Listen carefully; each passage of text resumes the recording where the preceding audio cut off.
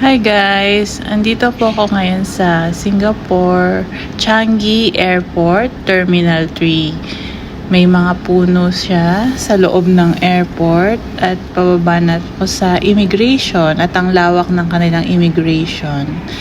Yan, sa Terminal 3 merong slides na libre. Slide at T3, Terminal 3. Pero hindi na tayo muna pumunta dyan dahil punta tayo sa Gardens by the Bay kasi late na din. Kailangan maabutan natin yung show ng mga lights. Ayan, yung pagdating namin dyan, akala ko yan na yung mga may lights.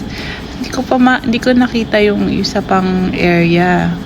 So, todo picture-picture pa kami dyan sa entrance ng Gardens by the Bay. Ayan.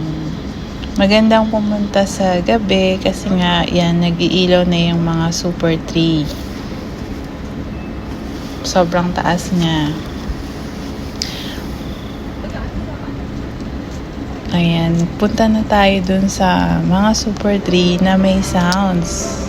Ayan, una may pailaw siya. May timing yung show niya. Ayan, na-timingan na pagdating doon. Mag-show na siya. Musical. May mga pailaw. Kaya ayan, nanood muna kami niyan.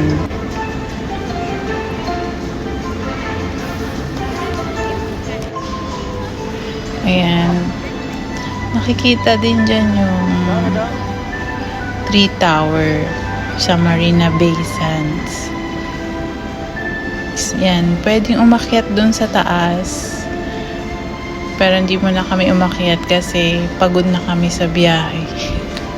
Gusto na lang namin manood at less lakad. Kaya nga nag-taxi. Kasi pag nag-MRT, malayo-layo pa din yung lalakarin. Mga 15 minutes walk na may dala kaming mga hand carry. Kaya nakakapagod at medyo mainit din yung panahon. Ayan, ang ganda ng mga pailaw. Maganda rin siguro yung view sa taas. Pag umakyat at naglakad-lakad. Try natin yan next time pagbalik.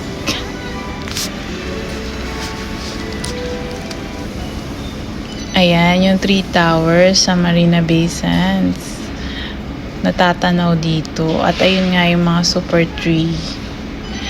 Yan sa buong paligid para kang nasa forest. Madaming mga puno at plants. At yung mismong mga super tree na ginawa nila na may pailaw. Ayun, may mga tao sa taas. Hindi natin makita. Ayan, mag-selfie muna tayo.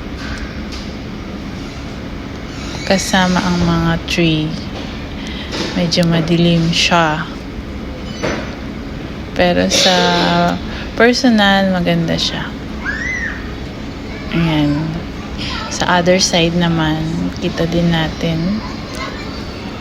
Tuwing mapapadaan kami, na-amaze kami kasi nga ang ganda niya sa personal. Kahit walang ilaw or may music. Ayan. Yan yung Tree Tower sa Marina Bay. Kita din yung malaking Ferris wheel sa Marina Bay Sands. Ngayon, pauwi na ako sleepover sa isang hotel. Mag-MRT na lang. Malapit lang naman. Ayan, sa Chinatown, yung nabook kong hotel. Na-search ko na siya sa Google. Malapit lang siya sa MRT. Isang kanto lang. Kaya, lakad lang. Ayan yung mga hotel dyan. Yan, mahaba. Tapos, naglalakad-lakad, hinahanap yung aking hotel. Ay, umaga na pala yan. Nakatulog na ako at may pa-breakfast dito. Ayan. Ang cute ng setup nito. Colorful. Maaga akong lumabas. 8 o'clock kasi yung breakfast. So, 7 gumising na ako. Para makapasyal na agad. Kasi ang flight ko ay 3 p.m. Ayan. Picture ulit ako ng umaga. Aking area na tinumuto. Chinatown.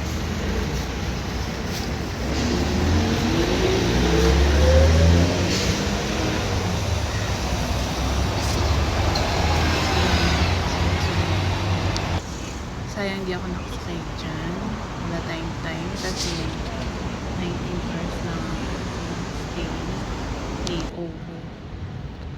Ayan, at nakababa na nga ako sa MRT at nakarating na ako dito sa Marina Bay kung saan makikita natin si Merlion. Ayan, may bridge doon. Tumawid lang tayo dyan sa kabila. Naglakad-lakad. Ang ganda ng paligid niya. Parang Europe style siya yun. So, dadaan tayo sa park papunta sa Merlion. Yan yung museum. Ang ganda din ng park nila. Ang linis, ang refreshing. Ito naman yung Victoria Memorial Hall. So, ang dami ding mga tourists nagpipicture. Hindi ako makasingit. Ayan. Nag-photoshoot na lang. Video shoot pala. Ayan. Lakad na tayo sa isa pang bridge para makapunta dun sa Merlion Park. Sa may Marina Bay. Yan. Welcome to Singapore. Puro fruits ang laman. Ayan na nga si Merlion. At ang daming tao. Paano tayo makapag-picture-picture? Karamihan mga Chinese. Siyempre. Ayan. Yun na si Merlion. At yung makikita natin yung 3 towers na may bangka sa taas. At malawak na dagat. Ang Marina Bay. So, ayan yung mga kuha ko kay Merlion. Selfie-selfie lang kasi mag-isa lang ako nakarating dyan. At may dumaan na bangka. Pwede kang mag-dog cruise, sumakay doon. Pero hindi na tayo sakay dyan. Mag-picture-picture lang tayo. Ayan. Selfie-selfie. Hanap ng magandang angle kay Merlion. Hanggat wala pang nakaharang. So, ang init nung time na yan. May dala kong payong. Binaba ko muna para makapag-picture. Ayan, mag-emote-emote kunyari. May kumukuha ng video. Pero selfie stick lang. Ayan, daming tao. Akala ko pag maaga pa, wala pang mga tao. Aga pa sila sa akin. Ayan, balik na tayo doon. Sa MRT. Ayan yung dinaanan ko din kanina. Pero ayan yung view na park. At may river siya. Ayan, papunta ulit tayo sa MRT. Ayan, sila ate na meet ko sa airport. Kaya sabay kami pumunta kahapon sa Gardens by the Bay kagabi. At babalik tayo doon. Ayan, nandito na tayo sa MRT, papunta ulit sa Gardens by the Bay. Kasi mas maganda sa umaga na umikot dito para makita naman natin yung nature. Kasi sa kagabi, ayan, hindi natin yan makikita. Yung mga falls, mga puno, mga water ponds. Mas maganda yung view sa umaga. At yung pupuntahan natin na Flower Dome at saka yung Cloud Forest. Dapat pupunta na kami kagabi, kaso naisip namin mas maganda sa umaga yung tignan, yung view, tsaka magpicture. Ayan na ulit yung mga super tree. Nandito ulit kami. So, wala na siyang ilaw. Pero maganda pa rin siya sa umaga. Ayan. Tsaka late na rin kagabi. Ayan na tayo sa Cloud Forest. May pagpasok mo, meron na siyang mataas ng taas na falls. Tapos, ang lamig ng hangin sa loob. Plus, aircon pa. Ang init sa labas. So, refreshing talaga. Tapos, ang dami pang mga halaman. Ang tataas niyan. So, ayan, nakaakyat na tayo sa taas. Anong meron dito? Tignan natin kung anong meron dun sa taas. Yan, ang laki niya. Covered siya. Pero open yung glasses. Kaya ang liwanag. Ayan, nandiyan na tayo sa taas.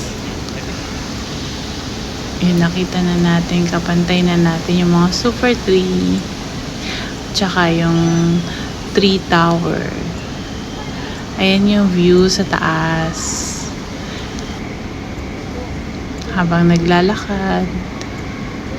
Hindi naman siya nakakatakot. Ma-enjoy mo lang talaga yung view. Sa labas, pati sa loob.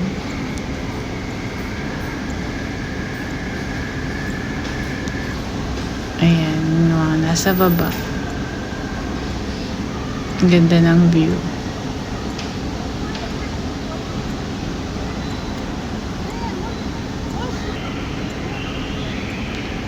So, yun yung mga tao na naglalakad-lakad. Galing tayo dyan kanina.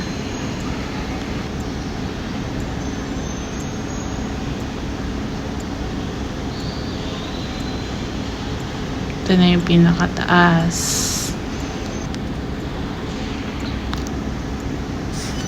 Meron namang siyang service lift. Kaya hindi ka mapapagod akit ng akyat. Hanggang 6th floor yung aakyatin. Yan, punta na tayo sa Falls View. Waterfalls. Yan. Mas malapit na tayo sa waterfalls. Ayun yung mga tao sa baba. Nandun tayo kanina at nagpipicture.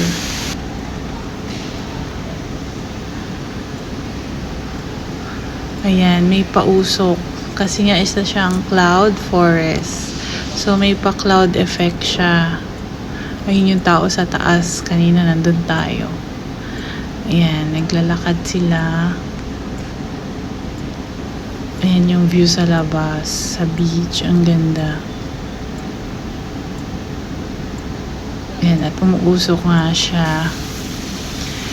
At may mini waterfalls din ako nadaanan. Ayan pa yung the rest na dadaanan. Para kang nasa forest. Ang ganda pa ng sculpture na yan. Ayan, ang usok. Ang foggy. Para kang nasa Baguio. Mababa yung fog. Dito naman tayo sa Flower Dome. Yan, kakapasok ko lang dyan. Yan yung view sa taas. Pagpasok mo, nandun ka na sa taas. So, bababa naman tayo. Sobrang ganda ng mga bulaklak dyan at sobrang dami. Ayan. Iba namang mga view dito. Puro flowers. Yung kanina, clouds and waterfalls.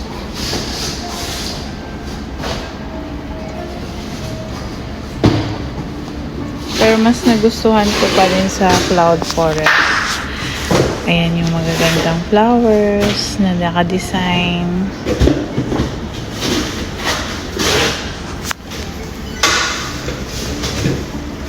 Ayan, parang nasa bahay lang. Ang ganda niyan kung meron ka sa bahay. Ba't ibang color ng flowers? Ay, may mga nagme-maintain. Mahilig talaga sila sa nature, sa mga trees and plants. At meron tayong mga hot air balloons na display dyan. Ang ganda rin ng colors nitong flowers dito sa side na to. Ayan yung hot air balloons na parang nasa ice mountain.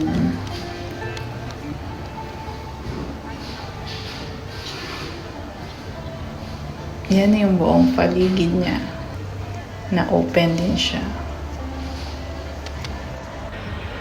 Ayan yung mga bulaklak na iba-ibang kulay. Ganda talaga siya na pagmasdan pag nandyan ka na. Ayan, pati suot ko floral. Care of TikTok shop. Palabas na yan, nang pa-exit na siya, mga cactus. So, babalik na kami ng airport. Mag-MRT na lang, may time pa naman, mga 1 hour to 2 hour. At yan ang aming layover na 19 hours sa Singapore. So, sulit na sulit dahil ang daming napasyalan. Yung palabas, may mga nagja-jogging na mga macho, walang mga t-shirt. At nandito na kami sa airport. Pabalik na ng Abu Dhabi. Bye!